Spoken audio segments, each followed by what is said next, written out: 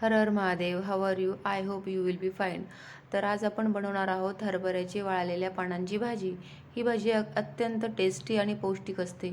तर ही भाजी आपण काय करणार आहोत, आता बेसन पिठामध्ये करणार आहोत. तर मी याला काय केलेलं आहे, बेसन पिठामध्ये अगोदर भिजू घातलेलं आहे आणि त्याच्यामध्ये ती हरभऱ्याची भाजी टाकलेली आहे. आणि त्याच्यासाठी काय काय लागतं पहा. लसूण लागतोय, त्याचे मी बारीक काप करून घेतलेले आहेत. आणि ही चिंच आहे आणि सुक्या लाल मिरच्या आहेत. सुक्या लाल मिरच्याच असतील तर अतिउत्तम, कारण यानेच भाजीला खूप छान चव येते.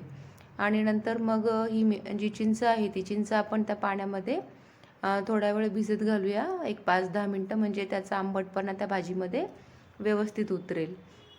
माझ्या चॅनलवर तुम्ही जर नवीन असाल तर प्लीज सबस्क्राईब माय चॅनल. माझ्या चॅनलला सबस्क्राईब करा, लाईक करा, शेअर करा आणि आजची भाजी करून नक्की पहा.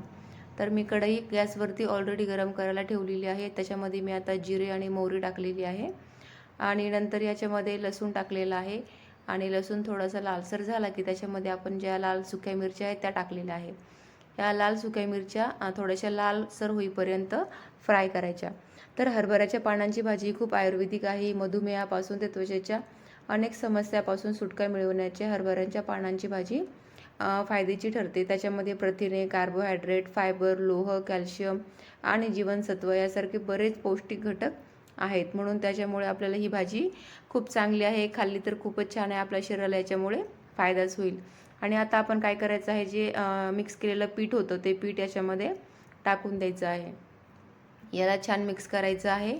आणि तुम्ही तुमच्या आवडीनुसार याला पातळ घट्ट कसंही करू शकता. आमच्या घरामध्ये जास्त पातळ नाही आवडत, त्याच्यामुळे मी थोडीशी घट्टच ठेवते.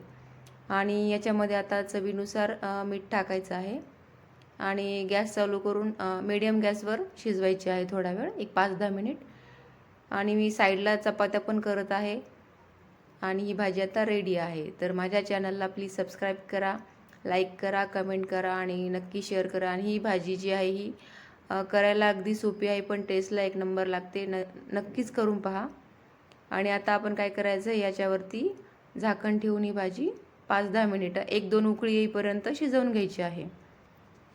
काही वेळानंतर मी बघा झाकण ठेवून काढून पाहते आहे, तर आपली भाजी आता रेडी झालेली आहे. आता ही भाजी खाण्यासाठी अगदी रेडी आहे. कढईला जे साईडला लागलेलं आहे ते पण व्यवस्थित भाजीमध्ये मिक्स करून घ्यायचं आहे. आणि नंतर झाकण ठेवून भाजी रेडी आहे. बाजूला चपात्या पण चालू आहे. माझा स्वयंपाक रेडी आहे. तर पुन्हा भेटूया नेक्स्ट ब्लॉगमध्ये. तोपर्यंत सर्वांना राधे राधे.